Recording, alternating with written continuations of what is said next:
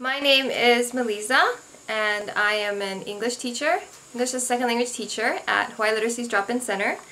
And today I wanted to talk about the teacher's book for the Oxford Picture Dictionary and why I love it. Okay, so I actually don't have the second edition teacher's book. I only have the first edition because my school doesn't have the money yet to buy me the new book, but they are going to buy it soon. But I wanted to talk about the teacher's book because this book and the new one are very similar.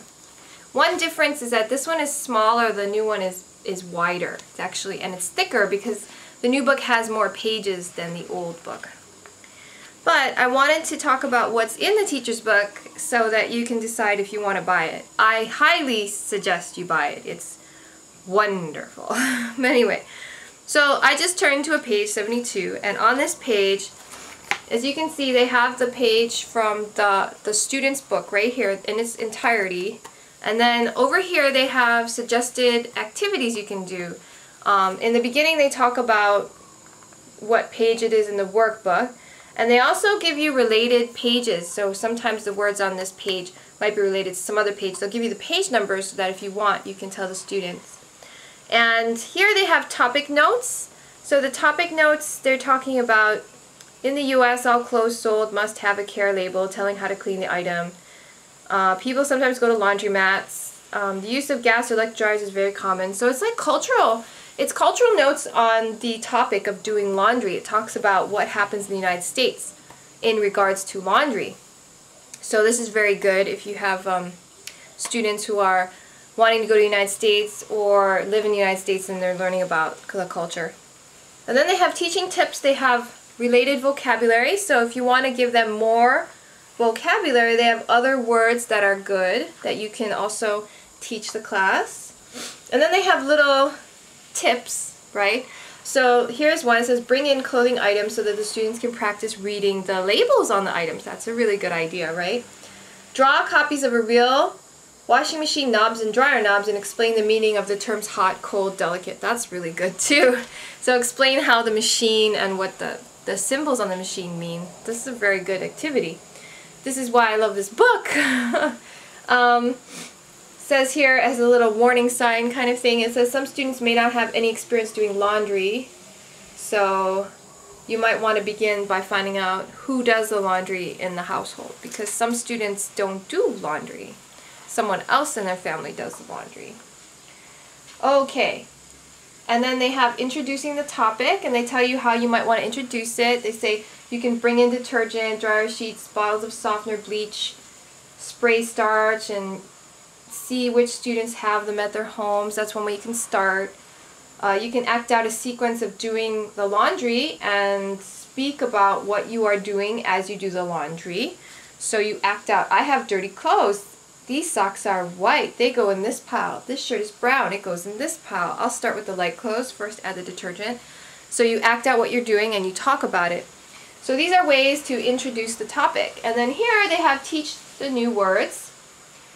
And it says ask students a series of questions about the pictures. Okay, so is number 3 a washer or a dryer? And is 18 wet or dry? So you do the words and you ask them questions. Then they have practice activities, which is what I usually use a lot. And you're going to see a lot of the tips that I have on this website. I got a lot of ideas from this book.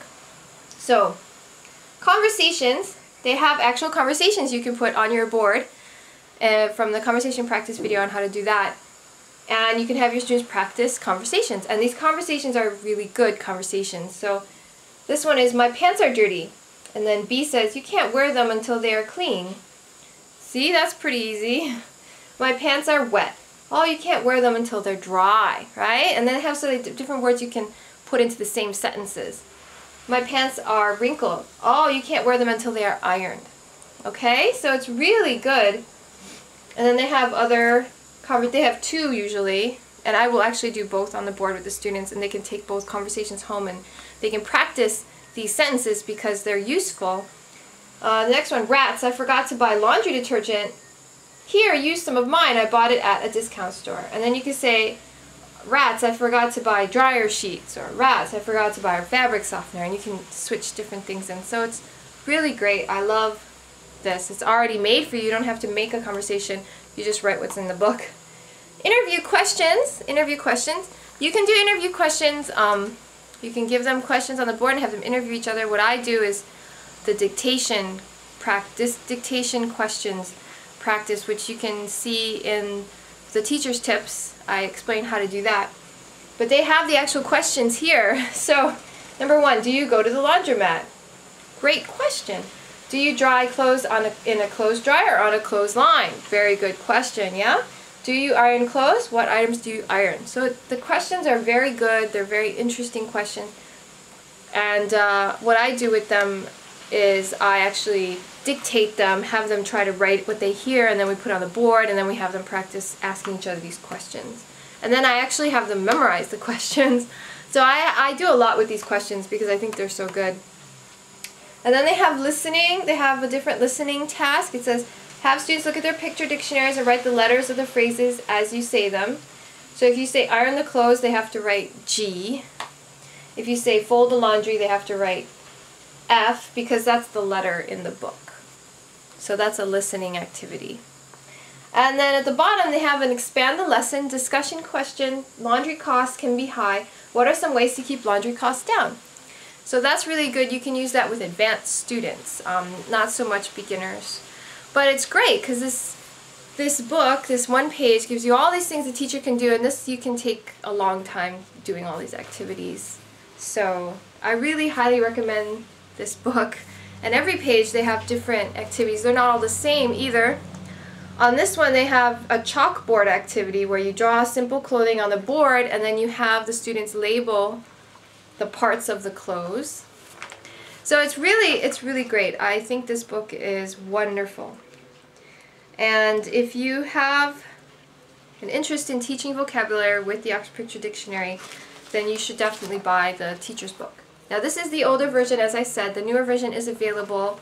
You can buy it from Amazon through this blog and support this blog by buying through the blog. It's the same price as Amazon, and you won't regret it because this book is wonderful. Okay? But this is the older one. I would suggest you get the newer one. Anyway, good luck, have fun, and enjoy using this wonderful resource. Bye.